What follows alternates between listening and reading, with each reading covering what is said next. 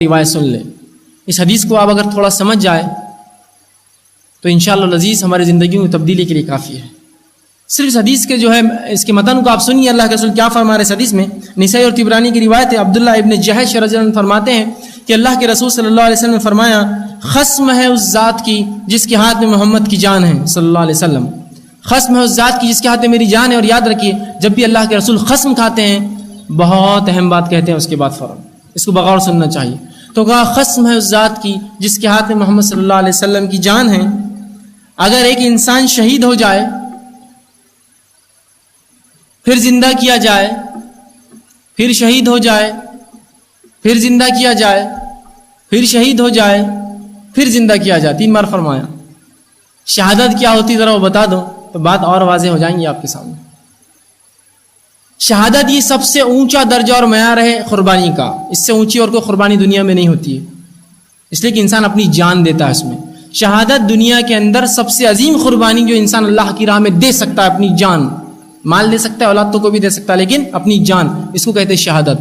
اور اللہ کے رسول فرماتے ہیں شہید کے خون کا قطرہ زمین مطلب جس وقت اگر وہ مر جائے اس وقت وہ اس کے خون کا قطرہ زمین پہ گرنے سے پہلے اللہ اس کی روح کو قبض کر کے سبز رنگ کے پرندوں میں ڈال دیتا ہے اور وہ جو ہے جنت میں چھوڑ دیتا ہے اور وہ جنت میں گھومتے پھرتے اور چرتے ہیں اور اللہ کے عرش کے نیچے ان کے گھونسلے ہوتے ہیں.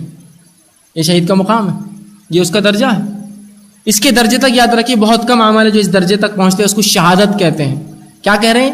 شہید ہو جائے پھر زندہ ہو جائے پھر شہید ہو جائے پھر زندہ ہو جائے پھر شہید ہو جائے پھر زندہ ہو جائے. آئیے اور شہادت کیا ایک اور واقعہ سنا تو رسول اللہ کا. آپ صلی اللہ علیہ وسلم فرماتے ہیں قیامت میں جب جنتی جنت میں چلے جائیں گے جہنم میں چلے جائیں گے تو اللہ جنت سے ایک شخص کو بلائیں گا جو کہ شہید ہوں گا اور کہیں گا اے میرے بندے کیسی رہی میری جنت؟ وہ کہیں گے اللہ بس سب کچھ جنت سب کچھ. کہا کیا چاہیے بول. بتائیں اللہ بس ہو گیا ہے سب کچھ. کہیں گے نہیں کیا چاہیے بول. بندہ کہیں اللہ بس ہو گیا بس جنت مل گئی. کہیں اللہ کہیں گے بول. تو بندہ جب سمجھ جائیں گے کہ اللہ بغیر بولے کہ نہیں رکنے والا اللہ کو بولنا ہی اللہ چاہ رہا ہے بولو کچھ. تو کہیں گے اللہ مجھے پھر زندہ کیا جائے پھر تیری راہ میں شہید ہوں. اللہ کہیں گے نہیں یہ نہیں ہو سکتا واپس چل جاؤ تم جنت میں. مطلب اگر جنت میں جانے کے بعد مومن کوئی خواہش کرے گا تو وہ ایک خواہش ہے جو شہید ہوگا وہ کرے گا پھر زندہ کیا جو مارا جاؤں. شہادت عظیم درجہ ہے. اس کے بارے میں فرما رہے کوئی شہید ہو جائے پھر زندہ کیا جائے پھر شہید ہو جائے پھر زندہ کیا جائے پھر شہید ہو جائے پھر زندہ کیا جائے لیکن جب تک جنت میں نہیں جائیں گا جب تک اس پر کوئی قرض باقی رہے گا.